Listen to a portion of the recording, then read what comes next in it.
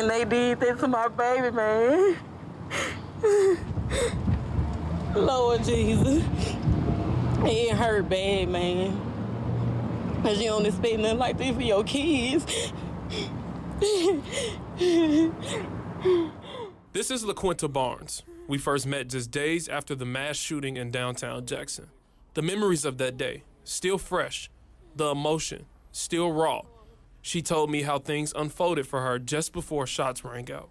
It was 4 of them walking with us. They had 1 of them on this side, 1 down here, and a few of them behind us. So they really had plans to kill us. They planned it out. Barnes said there were so many people out that evening, and things happened quickly. These guys, they joined walking with us some type of way. It's a big old crowd. You don't know who. We don't know what's going on. I just remember Mike pulling out his camera, and he started recording. And I said, Mike, put your phone up. Pay attention to your surroundings, because you never know what'll happen. She then told me that's when the worst happened. Soon, he put that phone down. That boy stepped in front of me and said, what's going on? What's wrong? After he said that, I remember Quay saying, we don't know you, move around. And the boy said, bet that. He dropped back and he started shooting. From there, total chaos. 5 into the 6, I got a mirror shot into the neck.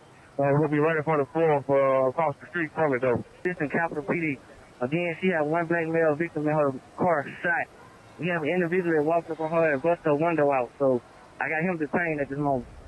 Multiple shootings were being reported throughout the downtown area that night.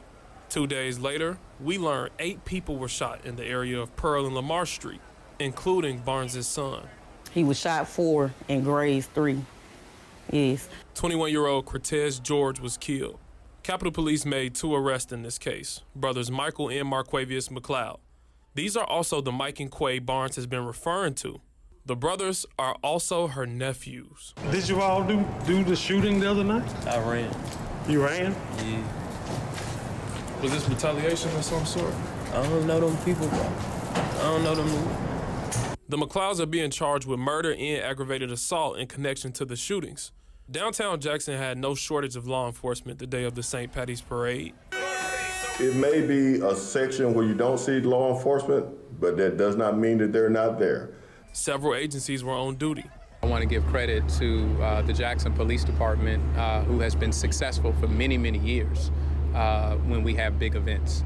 Even in this year's St. Patrick's Day Parade, the unfortunate violence that took place happened several hours after the parade had concluded. Because this mass shooting happened hours after the parade, there are questions about ongoing security downtown, including cameras.